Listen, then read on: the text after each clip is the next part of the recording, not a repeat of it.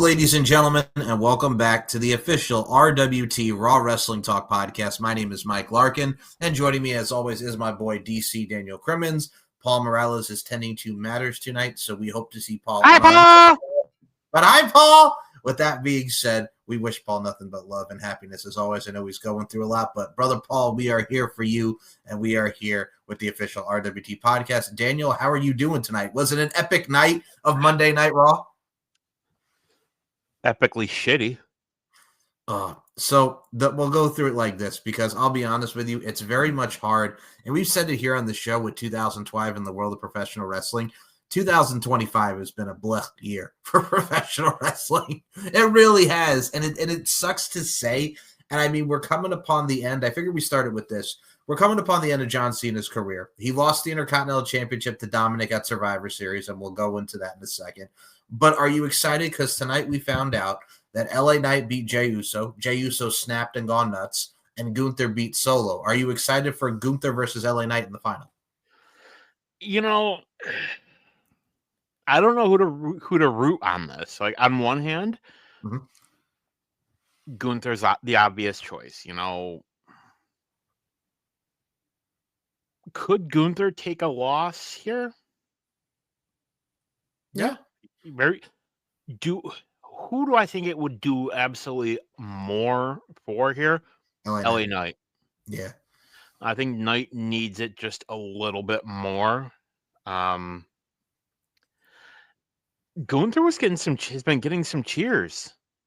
Well, I think also the fact that we're back to the old Ring General music, we're back to the old look. You know what I'm saying? And it feels like we're the old school entrance robe. Yes, and I think it kind of feels like we're going back to NXT UK, NXT Gunther, and a lot of people are liking that. All I gotta say, folks, go back and rewatch Gunther versus Solo. That first chop when it landed, he smacked the soul out of Solo. Like, you see Solo, that first chop hits and just yeah. And you felt his chest was as red as a tomato. Very much so. Very much so. I mean, for watching this matchup, it reminds me of their NXT encounters. I mean, they've grown a lot in the last 3 years since we first saw them. The other thing I definitely have to point out, I mean, we mentioned the return of Liv Morgan at Survivor Series helping Dominic. We did see Liv at the end of Monday Night Raw, and we saw her backstage with Stephanie Vaquer. So obviously we're built into that program. Did you like that? The main event was a no contest, Rhea and Io against Charlotte and Alexa. Then Bayley and Lyra came out, and then the Judgment Day came out, and Roxanne got the tag titles put into her hand by Liv, and they're coming for all the gold. Do you like that the Judgment Day's back and we're going towards Vaquer and Liv and all this crap? No. Yeah. I mean,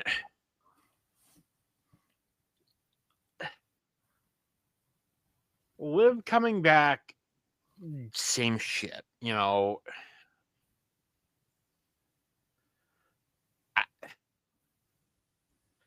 We have seen this with the Judgment Day 2 other times, almost the same scenario.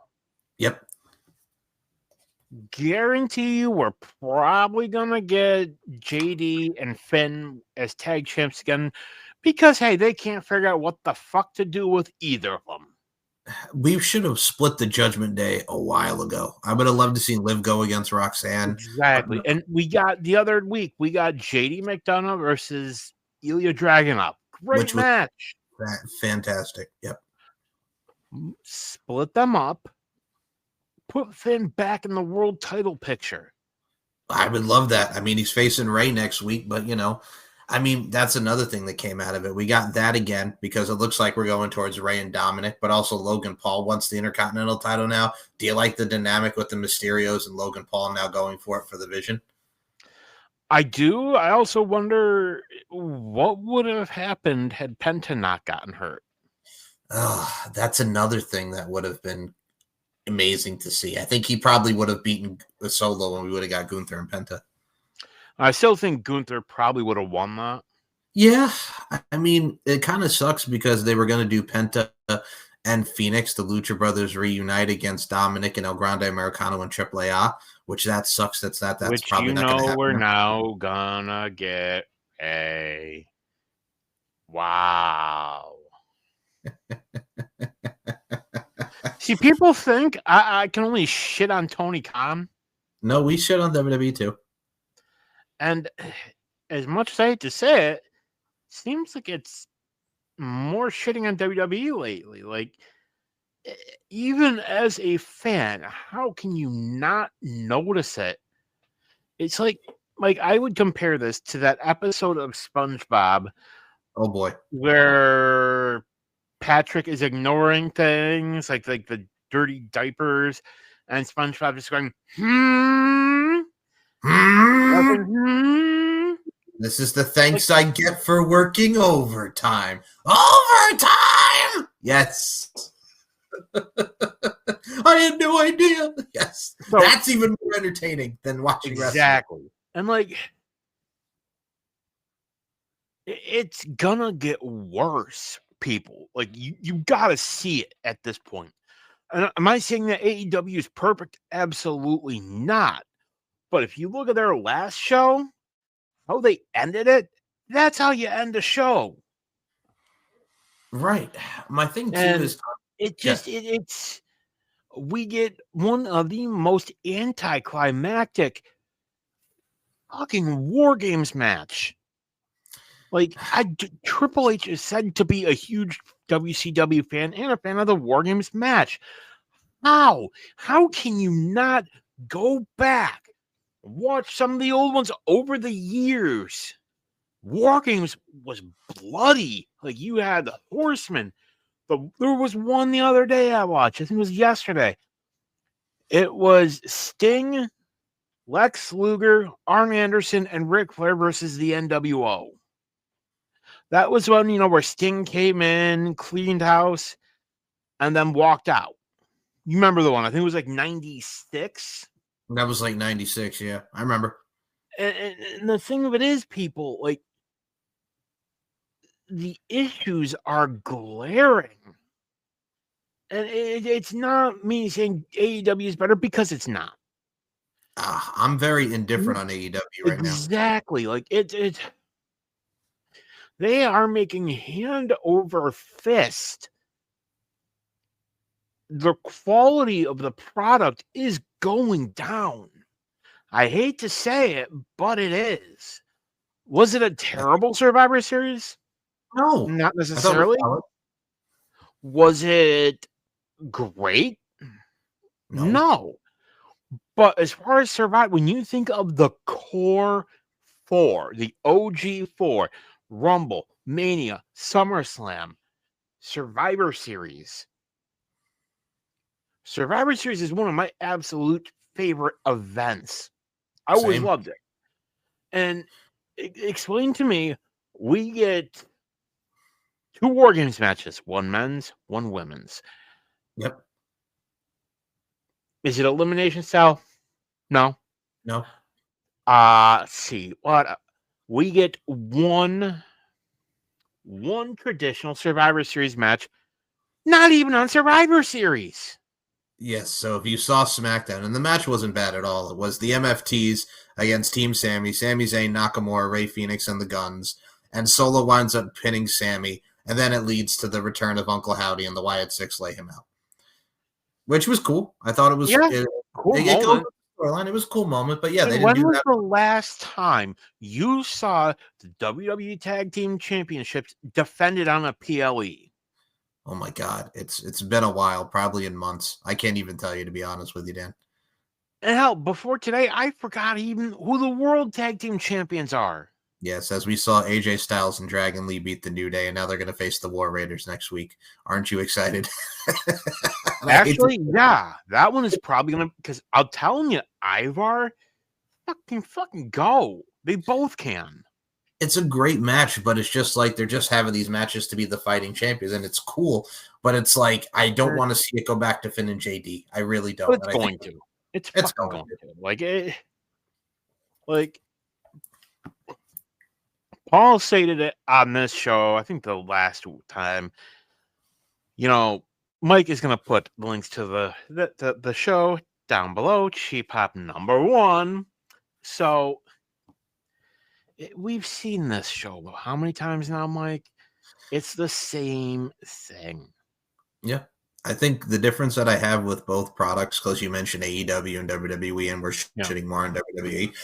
AEW, I'm very indifferent to. WWE is just, it's been predictable. Like, I'm watching Survivor Series, and predictable is not always bad, but I'm like, all right, I know that Team Mommy's going to win, and they did. And it furthers AJ Lee and Becky Lynch with her getting the Black Widow on her.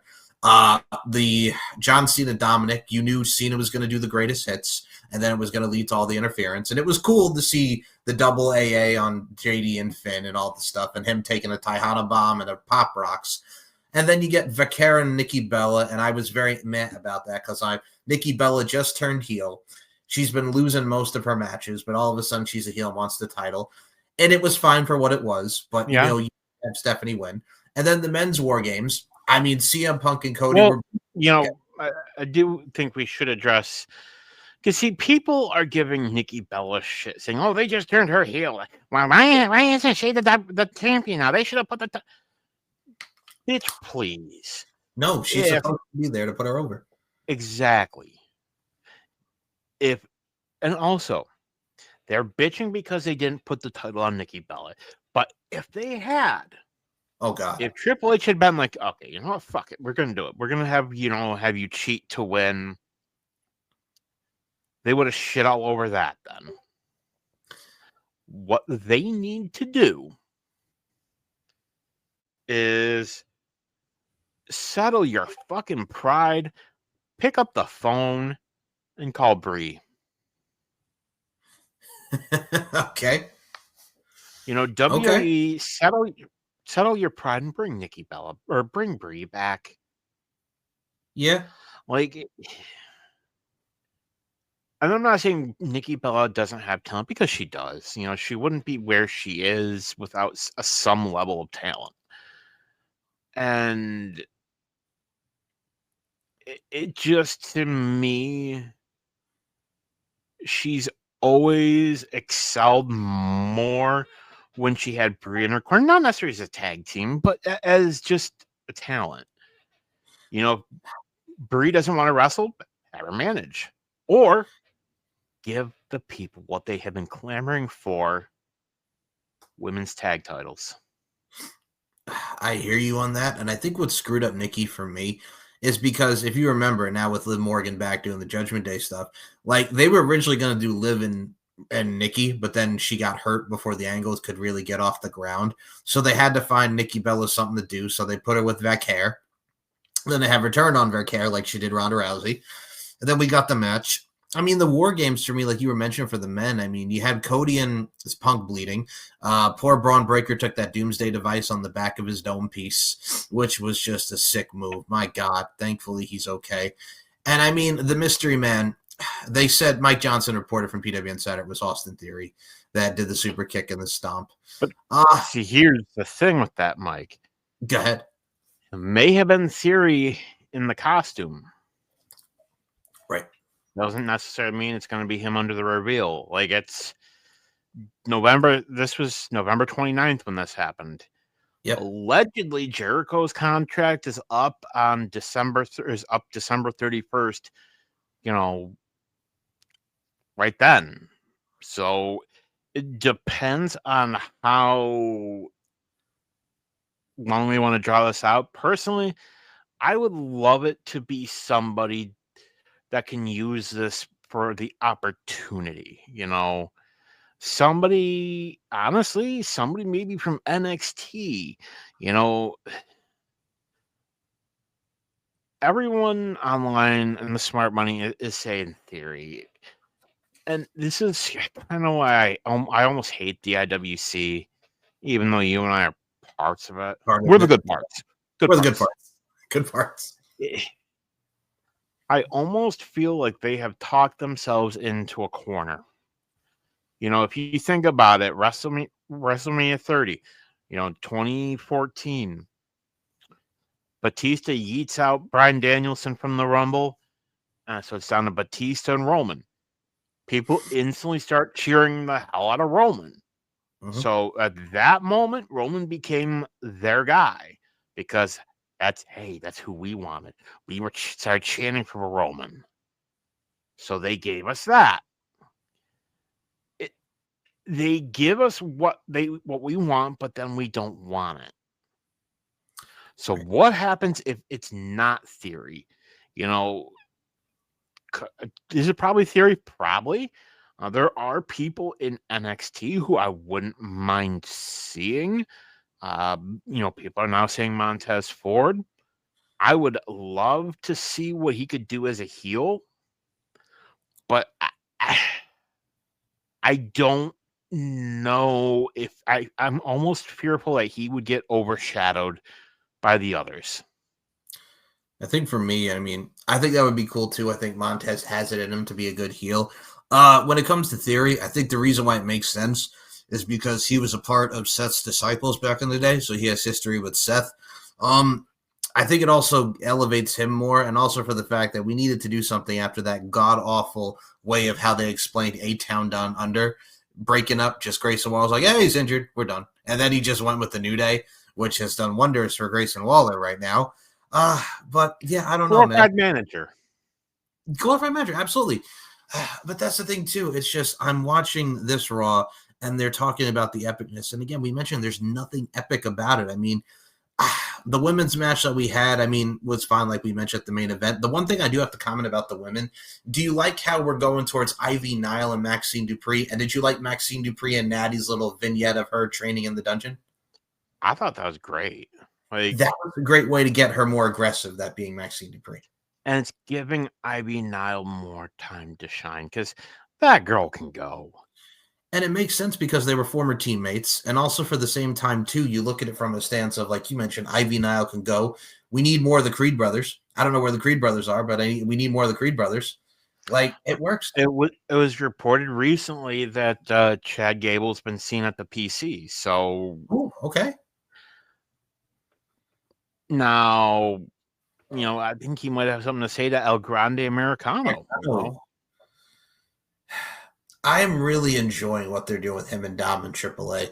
And I think a lot of people really need to pay more attention to AAA. They got the Wyatt Six going over there against the Psycho Clowns. There's a lot of potential even having more of the AAA guys in the main roster on NXT. So they're working, and it's been working very well for AAA. Exactly. I think they need to get AAA a better deal, like a better TV show. Like, I heard they've signed something for Mexico, I think. Yep. Like, gotta have something for the US market. Yeet it up on Peacock. And I guarantee you people would watch that. I think so too. Because it's, and the fact that it's showing a larger audience Lucha Libre beyond, Rey Mysterio. Right. Because most WWE fans, the Rey Mysterio they know is the old man. Yeah, the 50-year-old Rey Mysterio that we have now. Not the one that I remember watching as a kid, 30 some odd years, almost 30 years ago. He's not the same Rey Mysterio who beat Chavo Guerrero in his debut in 2002. Exactly. Like the Rey Mysterio that fought Dean Malenko near a parking lot in Orlando, Florida on Monday Nitro. The one who also the same as Rey Mysterio that got yeeted into the side of a trailer by Kevin Nash. Yes. This is not the same. That happened, folks. That did happen. It's not the same Ray who fought Psychosis in the parking lot of the ECW arena and the matches with Juventud. Like, it's a different Ray now. But I mean, are you excited for them to finally do Ray and Dominic again, but this time for the Intercontinental title? You know, I could see it, and I think Ray's nearing the end. Like, I'm getting the whole, the last gunslinger kind of vibes off of him. Like, he knows his time is up, this and that. And, like, that's what I'm getting from him. I mean, I think Jericho's another one, like you mentioned, his contract. I think it would be perfect for him to come back in the Royal Rumble in Saudi, because the last time we saw him was the greatest Royal Rumble back in 2018. So I think how apropos is it that he comes back in a Rumble-style match also in Saudi Arabia, even though I'm not a fan of them going to Saudi Arabia, as we've expressed many a times on this show. Hi, guys! Hi, guys! But man, I think there's no need for him to go back to AEW. And I say that because it's like, why? The learning tree sucked. He's done everything he can in AEW. It's time for Chris to have that one final run. Exactly. Get that, that John Cena run. And just as an aside, we also have, AJ when he announced his retirement or his, final year. People are saying, oh, maybe WWE will work. No. Tony Khan already stated, they never reached out.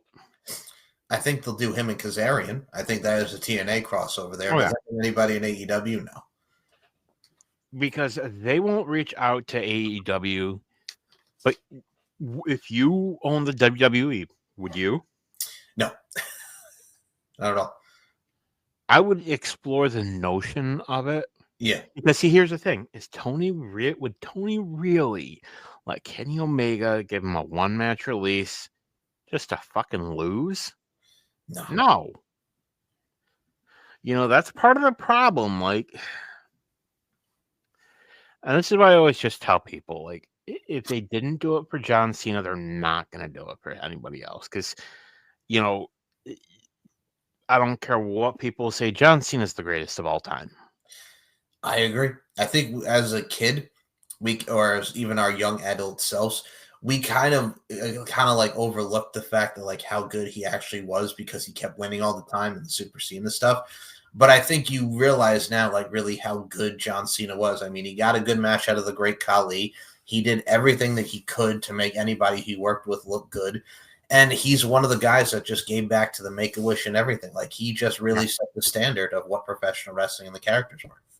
Exactly. And, you look at all the sacrifices that he did and that he made,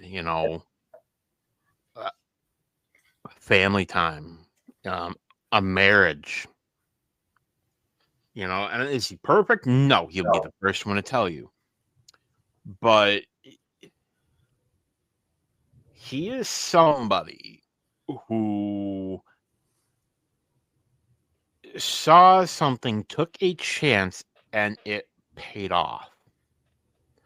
When you think Mount Rushmore of greats for, if John Cena is not on your top tier, like you have AEW fans who even say, yeah, he's one of the greatest of all time. I think for me, because when I first started getting into wrestling, like seeing the Ruthless Aggression era guy that we got with the different trunks and always running with a roll up to the word life to everything that he became, like it's just the evolution of his trajectory. It's just absolutely amazing. Yeah. And it feels weird to say that he's done. I mean, wrestling-wise, I'm sure we'll see him around for appearances, but wrestling-wise, it's crazy. And there are people are saying, "Oh, he's gonna headline, the Hall of Fame this coming year." Maybe that is unless Saudi Arabia's like, "Hey, no. We want that. That's ours. That's ours." and it's crazy to say. They're gonna want to pack that show. Oh, yeah. When you got WrestleMania in Saudi, not next year, but the year after. Oh, yeah. I know. We say it all the time, and I don't see wrestling fans traveling to Saudi. I don't. And it just look, I get it for Riyadh season. You see other major companies working with Saudi Arabia and all that, but I don't like it. I don't. I don't.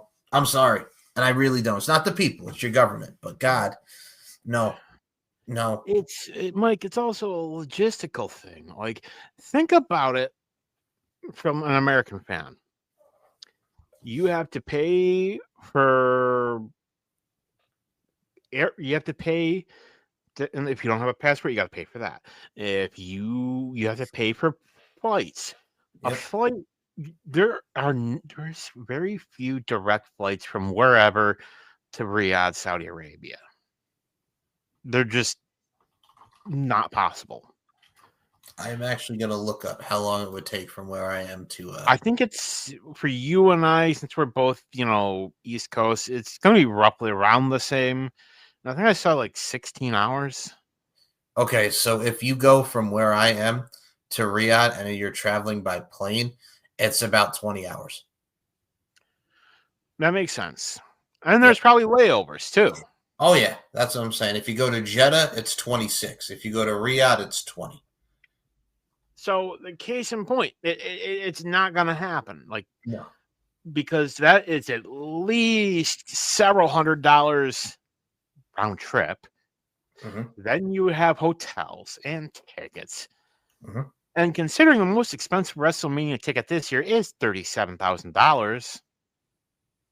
TKO. But hey, Mike, yes. How did we get here? Oh, God. You made me. So the fact that we got TKO in charge now and the fact that, hey, we're just going to make everything so goddamn fucking expensive. And, we're not going to do like Vince McMahon, say how bad he was, but the fact that he made everything good for families and shit. But no, we're in a day and age now where TKO is just going to spike these prices up because anybody's sucker is going to buy them because you see all these people going to shows and doing what they do. But, and I've said this about the product, like we mentioned at the start of the show, it's very much a meh product. Wrestling right now is so meh, but people are still invested that they want to go for the experience. And I get that. That's cool. But I ain't paying a lot of this money. I am so equipped and I am so fine with just sitting back and watching it on my TV screen. I really am, man. Like, I have no desire to go to any of these shows. Maybe an NXT if it's in the green shirt guy will go. Green shirt guy, he fucking always goes. And probably Brock Lesnar guy too. Yeah, Rick Ochberger will always probably go to, sign guy. But fuck, it's just I haven't seen him at a lot of shows lately. Yeah, I don't see him. He'll appear every once in a while, but yeah, I hardly ever see him. I've seen him in AEW shows more. Well, that's the thing. Again, we mentioned this about Tony. Like, people are going because of the prices. Because AEW tickets as opposed to WWE tickets. Yeah. And the thing with Tony is, I said I'm very indifferent with his product right now. I know we got Samoa Joe as the new AEW World Champion. They're doing Samoa Joe and Eddie Kingston at Winter is Coming. And I'm sure we're going to get another rematch with Hangman. We'll see. I don't know. I'm kind of very much like whatever with that. We got the women's tag titles. It's going to come down to Toni Storm and Mina Shirakawa, probably against Willow Nightingale and Harley Cameron, or they're going to have Marina Shafir and Megan Bayne win. We'll see. They got the new national title now, which is won by Ricochet, which, okay.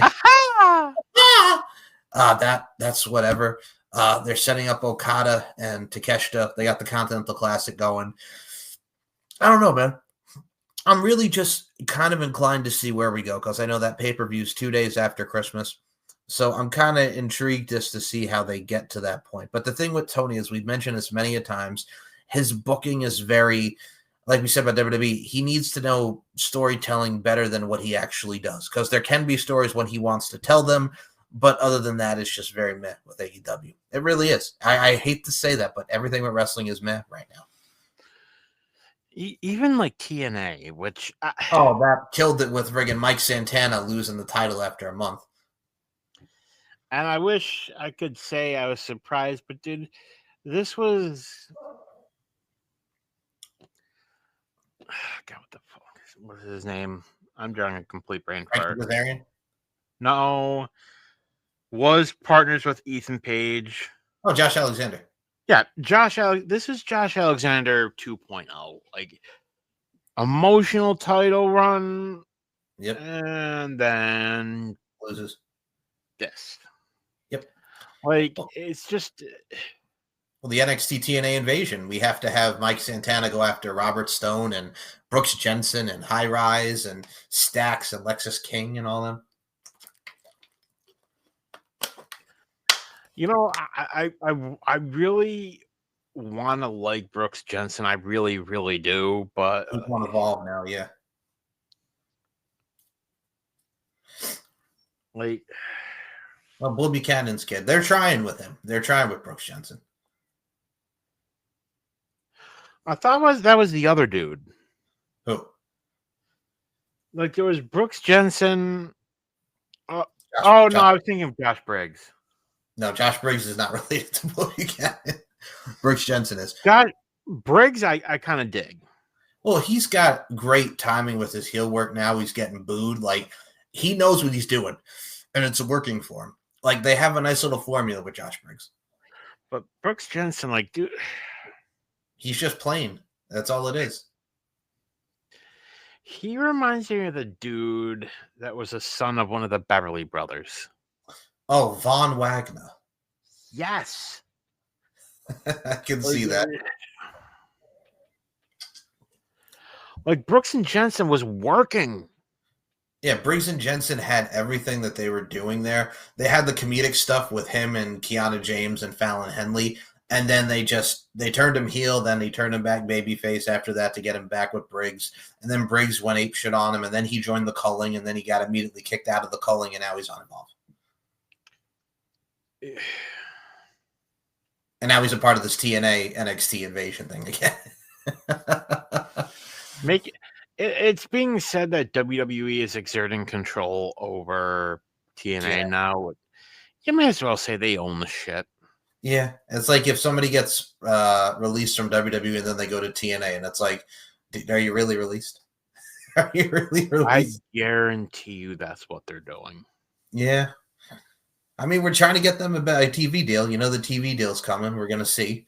We're going to see where they end up. But yeah, it's, folks, it's what it is. Like, every time we come on and talk about it, I get excited talking about shows and explaining stuff, as does Dan. But the problem is when we get what we're getting now, and you're telling me that it's an epic Raw, and you're telling me you got to see the Survivor Series, which, again, was a very solid show. I didn't hate it, but it just kind of feels like it's there. And when you're watching any television program or wrestling, you don't want to just feel like it's just there. Like the ending of Raw tonight, like you mentioned, it was very flat. It's like, okay, the Judgment Day want the titles, and then off the air. Okay. Sure. Fine. Because they've been on such a winning streak. Yeah. But now that Liv Morgan's back. You know, I almost wanted to see them turn on her or turn on somebody. I'm watching that in the ring. Like, I'm looking at their faces. I'm like, okay, is somebody going to turn on somebody right now? Nope. Like, we have gotten this story before, and you know, people still cheer for it. Yeah. I got to say, the only really good thing that stood out tonight on Monday Night Raw was the Braun Breaker promo. That friggin' promo was epic. He talked about how CM Punk's a soft-ass bitch. He's coming for the world title. We got CM Punk versus Braun Breaker on January 5th, the one-year anniversary of Raw on Netflix for the WWE World Heavyweight Championship. Go ahead. As an aside, no. Yep. You don't like the fact that they're doing it on the first Raw on Netflix? No. Like, it doesn't make sense. Mm-hmm. And let me explain it to you like this. Okay. You see, Mike, how we got here is if WWE has been known to make shitty-ass booking. Case in point, you have Royal Rumble a few weeks later. You do it there. Or you could have Punk win it, hold it through to Mania, have Braun Breaker win said Royal Rumble and face CM Punk. But are we going to do that? Probably not. Are they going to have Braun Breaker win this only to lose it a couple weeks later to CM Punk at Royal Rumble and then enter the Royal Rumble and win the Rumble so he can get his title back? This makes no sense. But then again, this is TKO and this is what TKO does. I am tired of this fucking bullshit. I almost want them to bring you-know-who back. Oh, wow. Okay. Yeah, I mean, I get it for a big match for the first Raw of the new year and the 1-year anniversary of Netflix. But I'm like, you couldn't have Braun Breaker like in the Royal Rumble, like win the Royal Rumble and do stuff like that and go against either Punk or, it'll be Punk. But the thing too is they're also teasing who's Roman going to go after. And I think they want to do CM Punk and Roman Reigns at WrestleMania, which, all right, fine. But it's I heard separately. What'd you think? You think they're going to do Roman and Cody 3? I heard they want to do Roman versus Cody Part 3. They each have one victory over each other, yeah. Although technically Cody's got 3. Yes, I know. But man, his brother for that one. Yes, I remember. But are you excited for Part 3 if they do it? Yeah. No. Yeah. If Cody is the heel, maybe. I just might be. Do you think with WWE, like we talk about like their stories, is it just because it's predictable? And predictable, like we mentioned, is not bad, but it's how you get there. Is it just the problem how they're executing and how we're getting there? Has Triple H kind of been very lackadaisical on how he's trying to book these things? I think it's clear they don't care because they know people fucking buy their crap anyway. Yeah, I think we're at that point. And again, Triple H is better than Vince McMahon, but I mean, God almighty. I don't know what happened from when he took over in 2022 to 2024. Ever since the start of 2025, it's just gone.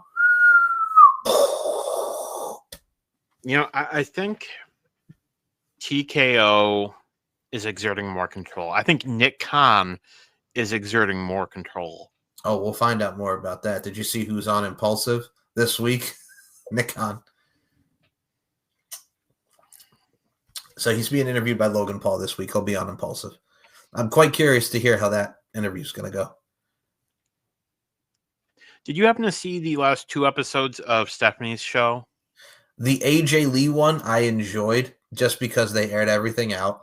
And you can tell the maturity level of every one of them. And they showed her and Lita and how she wanted to cry. Like it was nice. It was a good conversation. The Paul Heyman one was fantastic. I thought that very informative.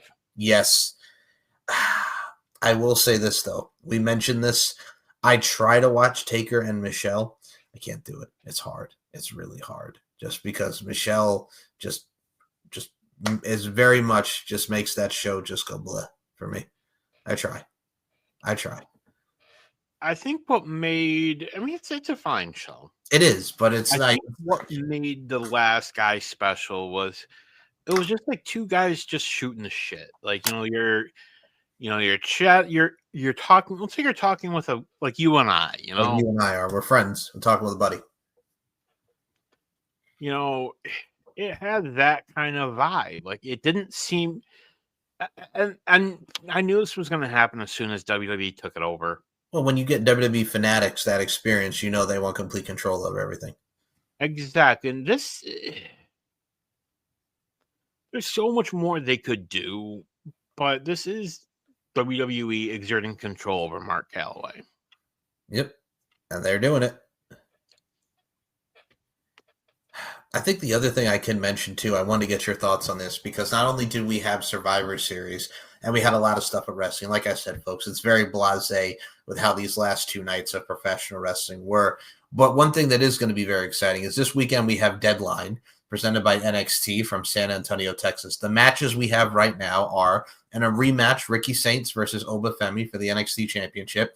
And we mentioned John Cena earlier because he was on NXT picking the talents for the men and women's Iron Survivor Challenge. So for the women, he picked Sol Ruca, Lola Vice, Kalani Jordan, Jordan Grace, and NXT's own Kendall Gray, who is the current Evolve Women's Champion. She's very, very good. We saw her do some stuff with Ren Sinclair and Ren QCC. And then the other one for the men's Iron Survivor Challenge, here's who John picked. Javon Evans, Leon Slater, Joe Hendry, Dion Lennox of Dark State, and last but certainly not least, the one who beat Trick Williams in his qualifier, Miles Bourne. So what do you think of those men and women announced for the Iron Survivor Challenge? I'm all for it. It works. I think John Cena also having single stars against NXT stars in some exhibition matches on Saturday night's main event and not having it be a tribute show to John Cena, that just shows that John wants to get back to the young talent. Yeah. Like, specifically asking for Leon Slater, or not Leon Slater, Javon Evans, the Gunther match. Yep. That was Cena's idea. Yeah, because it elevated Javon. The match with Carmelo Hayes was fantastic with Gunther.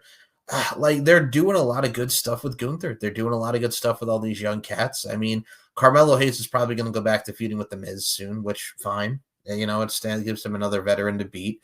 Yeah, I think with us. Because he's randomly a face now. Yeah, he's. That was the thing. They broke them. Well, I mean, it made sense for them to break them up because Miz was getting all the glory. But then Carmelo Hayes has to be a face now. And it's just like, okay, like we like Carmelo Hayes now.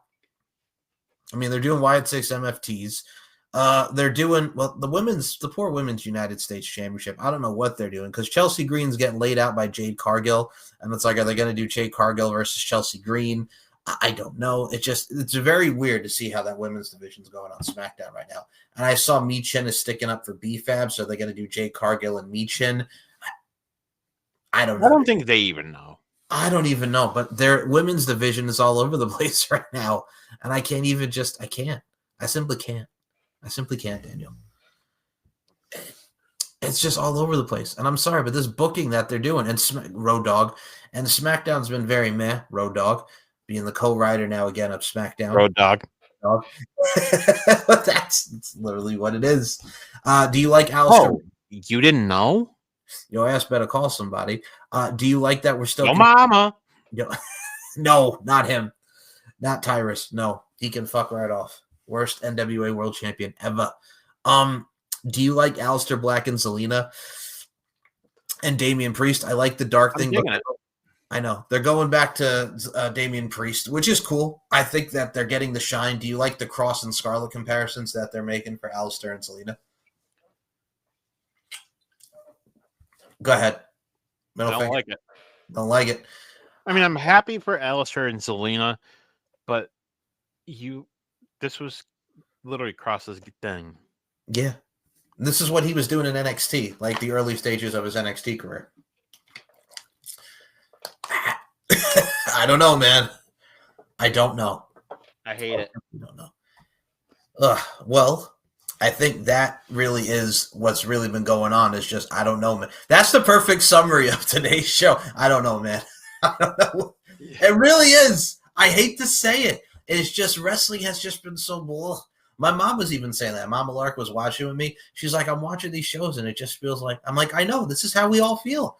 This is literally how we all feel about professional wrestling right now. They don't care. They don't care. And would you agree that if you really look at what's been going on, NXT is one of the best doggone shows right now on TV? It really is. I would say the two best wrestling programs are NXT and Dynamite. Yeah.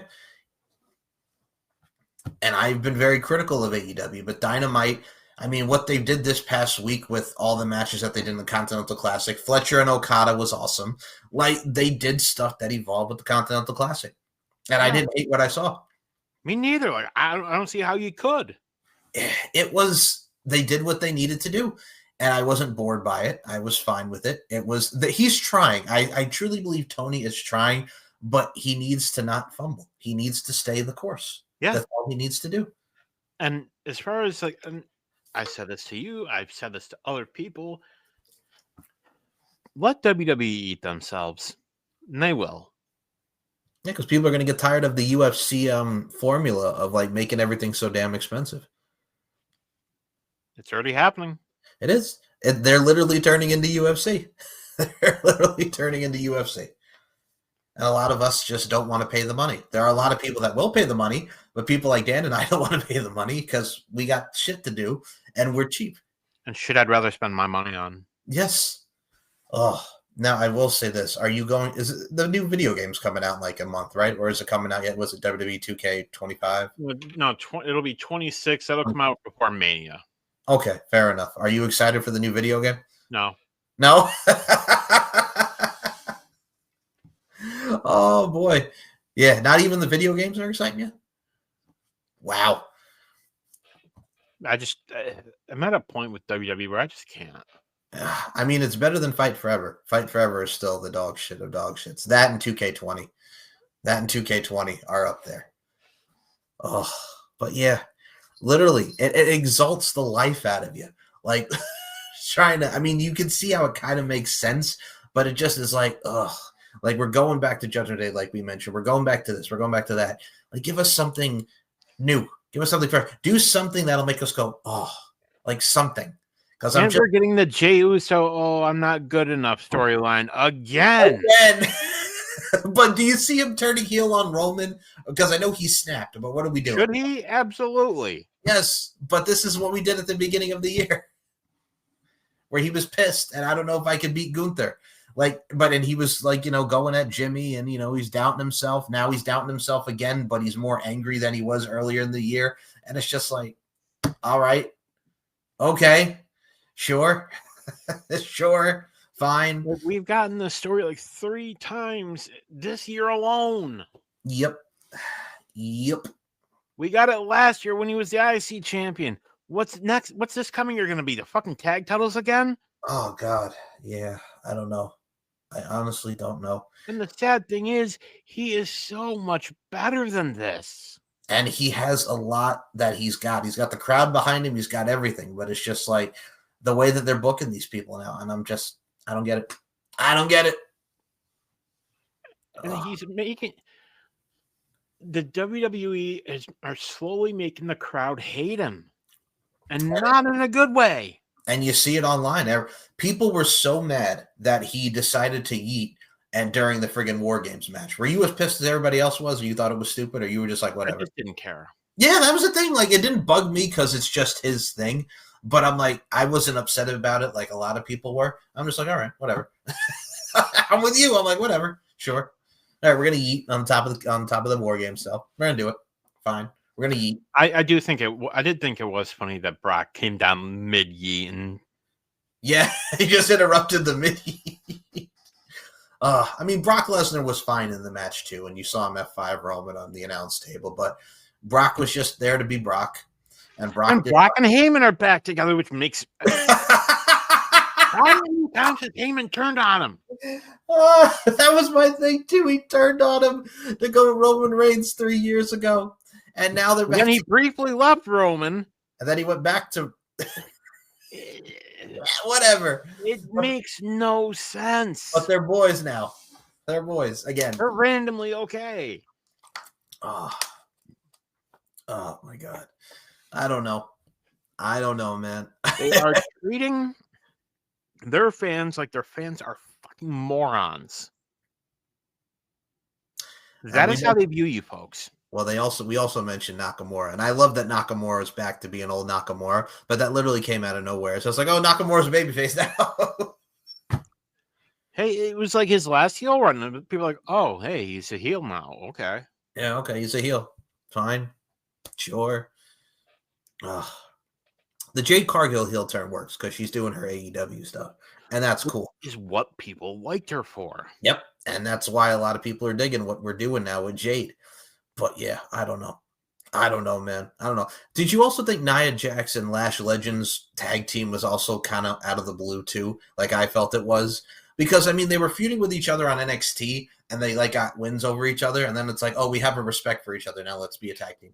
That's how they called up Lash Legend. Do you like Lash Legend and Nia Jax as a team? Because I know she did her thing with Jakara. See, it made no sense to me, but I love Lash. I think she is so talented. I think the future is going to be very, very bright for her. Congratulations to her and Trick. To her and Trick, getting engaged. It's pretty freaking cool. But no, like it just. That's how you call her up. Her, me, and Nia are girls. And to lose. And the War Games. She got the friggin' mist in her face by Asuka. I think a lot of people were also saying because they had her come out last. Like she really, and I hated it for her. Because she's so good. Like she's improved leaps and bounds from where we first saw her in NXT, like to where she is now. No pop. Like, no, nothing for her. Didn't even get like a friggin' cheer. It wasn't Deonna Purrazzo bad, but everybody kind of didn't really react to The Lash. problem is and we give Tony shit for this too. Yep. But they just randomly debut her. No pomp and circumstance, no nothing. Like, I mean, when her and Jakara were wrestling on SmackDown for the tag titles with Charlotte and Alexa, like they at least gave them the vignette of like, here's who Lash Legend and Jakara Jackson are. That was cool. But now it's just like, oh, Lash Legend's on SmackDown now. That's what I miss. Yes. I miss the old NXT formula where you would see the newest person like in the crowd. Yes, like when Keith Lee debuted and all of them did, yeah. Like, here's Drew McIntyre coming back to NXT. Here's Bobby Roode. Here's Kenta. Here's Julia. Like, yeah, they don't really do that anymore. Here's Asuka. Or nothing. Initially, they called her Kana. Yeah, Kana. Yep. And if you remember, NXT UK, we got Tommy End. Yep, Aleister Black. Yep. Like he's Tommy End, and then next week later, he's Aleister Black. Aleister Black. Okay. Okay. Cool. Oh man, but that's the thing too. It's like, yeah, I don't know, man. I don't know. So yeah, everybody, that's pretty much our thoughts on professional wrestling and what we got this week. It's been very, very ish. It's been very meh. We try. We hope you enjoy us even talking about it, even though we're whining about. We watch it so you don't. Don't have to. Exactly. We hope you enjoy that. You're welcome. You're welcome, Damian Sandow style. The only other thing we really have left to talk about, Dan, is Paul Heyman. It came out after Survivor Series. He was walking with the Vision to the post show, and a little kid got through security, and Paul Heyman just went, whoop, and shoved that kid. You kind of like, yep, just like, whoo, out of the way. And people were pissed because it's like, how are you going to shove that little kid? They compared it to CM Punk in Saudi when the little kid came up to Punk, and Punk just kind of, he didn't even like force it. He just did that, like just to make sure the kid got out of the way. And I mean, number one, personal space, but number two, if this was somebody else, they wouldn't be complaining. They're complaining because it was a little kid. Your thoughts on Paul Heyman shoving the little kid? You're lucky it wasn't fucking Brock Lesnar. Oh, God, he would have yeeted that kid. You don't know who it is. When someone's approaching you, you don't know. Yeah, you don't. You never know what's going to happen. Why the hell did security let this kid through? I don't know. Better security is the main thing on that. Like, they're trying to get somewhere. They're on a time crunch. If he had stopped that one kid, then another person would have started. And here's the thing. He's supposed to be a bad guy. Yes, so you're not supposed to be like all smiley with the kid. I didn't hate it as much, but I'm like you. I'm like, you never know what people are going to do. You never know what people have. And the kid, you just see him just go like, what the hell? And I'm like, well, his parents let him go through security and to Paul Heyman, and you don't do that because you don't know. He just got the kid out of the way. That's really what it was. And people are saying he didn't shove the kid. He just kind of shove is that. He got him out of the way. I'm sure he doesn't want to hurt kids. He's got children of his own, as we all do, and we have our loved ones. But, like, come on. If Brock had done that, Brock would have knocked that kid over, not even meaning to. Oh, absolutely, because it's Brock. Like, it's just, I know people have been very much going up Paul Heyman, like, what a horrible, horrible person that Paul Heyman is. But, yeah, again, you never know. That post also of when they're standing right after the match, he breaks character, and there was that little girl that had cancer. Oh. And Brock shook her hand. That was cute. That was the same girl that Charlotte did the attire for, which I thought was awesome. Yeah, the little girl who was 7 years old had the brain tumor. Oh, that got me right here, man. That was so wholesome. That really was so wholesome. Like, at the end of the day, respect people's personal space. You wouldn't like it when they come up to you. No, I mean, that also brings us to the other one. Jey Uso's like, y'all got to stop poking me. Like, 38 times I've been poked today. Like, respect my personal space, please. Like, just going up to Jey Uso like that. Like, what the hell? The hell's wrong with people?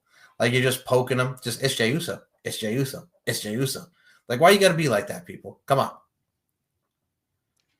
Like, just, it's personal. You wouldn't like if somebody did that to you. No, you don't poke people. Or just go up to them and just be like, hey, like. The poke business. We poke people. We poke people. Oh, man. But no, it's just like, why? Like, why you got to poke people? Why you got to be like that, folks? Why you got to be like that? To paraphrase a certain dear friend of ours, fuck off. Fuck off. Yes. just treat others how you want to be treated. It's not a hard concept. So, as a follow-up, and this is the last thing that we have to mention, because again, it's been a very slow week due to the holidays. So Rob, you and I ranted on Chris Horror, the one who did the photo with AJ Lee. Oh God. In AI. So he would have been fine, because here's the thing. I've noticed if you really look at his social media and people dug into it, like, he's taken pictures with AJ before, and it's been fine. You could tell he's a clear fan of her, but he took it to another level with this. And as a result, Big Event New York has officially banned him from ever going back to another convention. As they should. Good. Because what the fuck? She asked you to take it down. I think he finally did. But I don't get it. I don't get how you could just fuck shit up like that when you know you've met her before, but then you all of a sudden you want to do some stupid bullshit like with AI. And there's some good and bad with AI, but fucking hell, man. Like, for real. Like, just... It gets me because she asked very politely. This is inappropriate harassment. Please take it down. That was it. It wasn't like she yelled like, what the fuck, motherfucker? She was very nice and said, please take this down. Like, that should have been it. Like, as soon as, I guarantee you, he saw that. Decent enough press would be like, yeah, no, this isn't right. Right. But people, the point of this whole thing is be better. Treat people with respect. Don't be a bag of dicks. Like Daniel Garcia and his bag of dicks. Yes. Don't be a bag of dicks and respect people's privacy. We say it each and every week on this. It doesn't matter what form of celebrity they are, whether it be in wrestling or people just as a whole. Be kinder to people, please. Please. Yeah. That's all we ask. And don't be a bag of dicks. Don't be a bag of dicks. And also, this is the season of giving and being nice to each other, because we're coming upon Christmas. So be nice to one another. Or you just made the list. You just made the list. Did you also see, I have to mention this briefly as well. So we mentioned the year of people coming towards an end as far as wrestling goes. Did you see this is the final year that the Headbangers are actually going to be doing matches? Good for them. I like the Headbang. I've always liked Mosh and Thrasher, whether it be the hardcore stuff or the tag title stuff. Like, I thought they were cool. I've always enjoyed their work. Yeah. Like, you know, I remember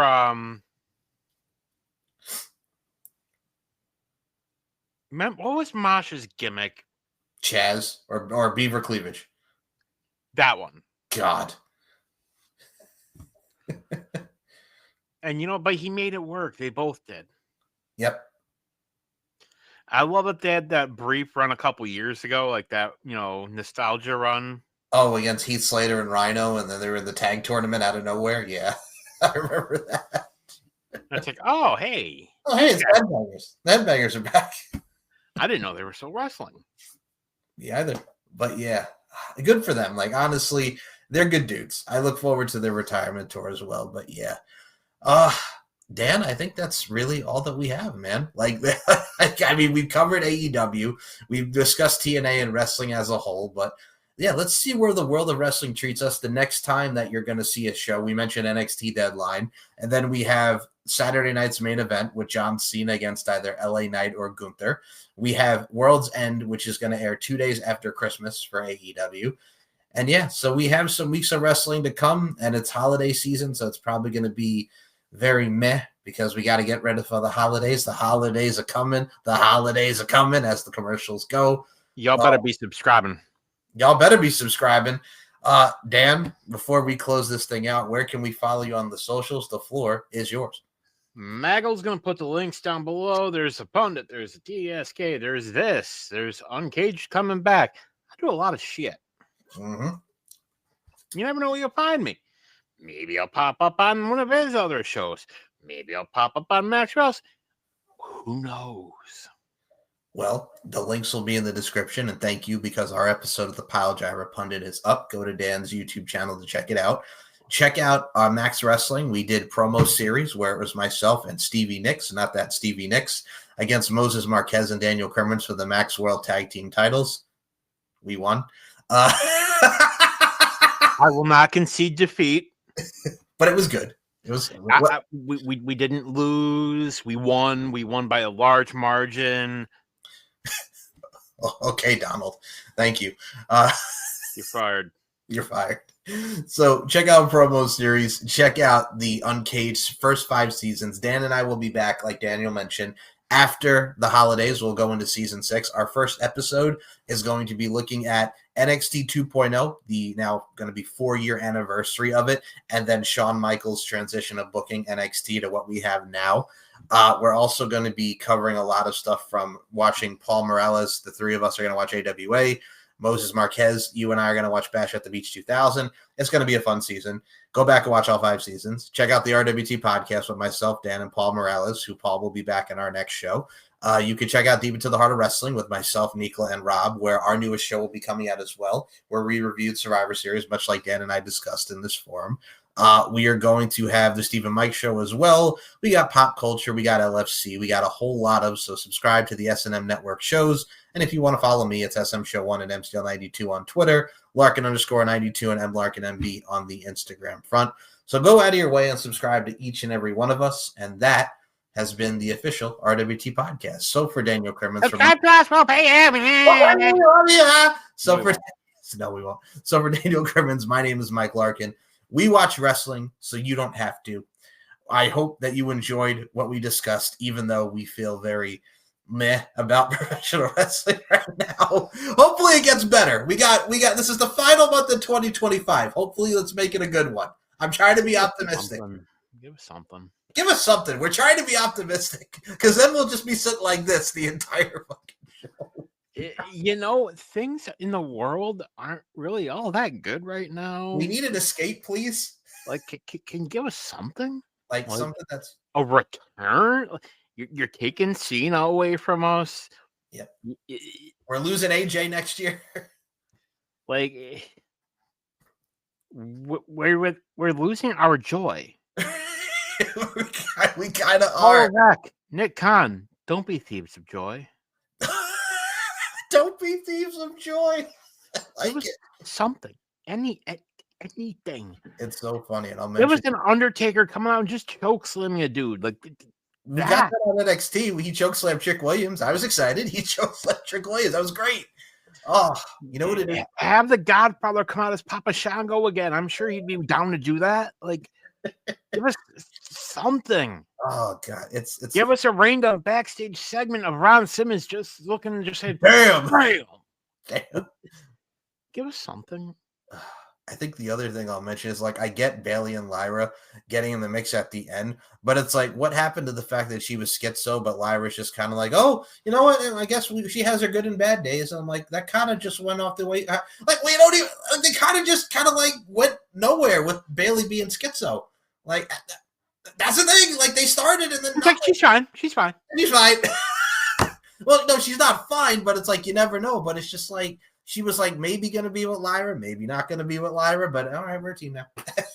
I don't know. I honestly don't know anymore. I really don't. This goes not just with WWE. It goes with AEW. It goes with everything. Please try and give us something so we can be joyful to talk about this and not feel defeated. Please. Please. You know, give us something. Something. Anything, you know. So with that being said, or, you know, just give us Mark Cuban, you're a freaking billionaire. Start a wrestling company. He has been in a WWE ring twice. So, hey. RKO says what? RKO says what? Sheamus through a table says what? So with that being said, for Daniel Crimmins, my name is Mike Larkin. Thank you for listening to the RWT podcast, and we'll see you next time. And the only thing, please, Daniel, get close to the camera, please. Can you give us something, please? Something, please? Just a crumb. Please, sir, I'd like some more. I'd like some more. Some good wrestling, sir. At 4:15. All right, Sunshine. That completes the show. Thank you for listening. Wrestling.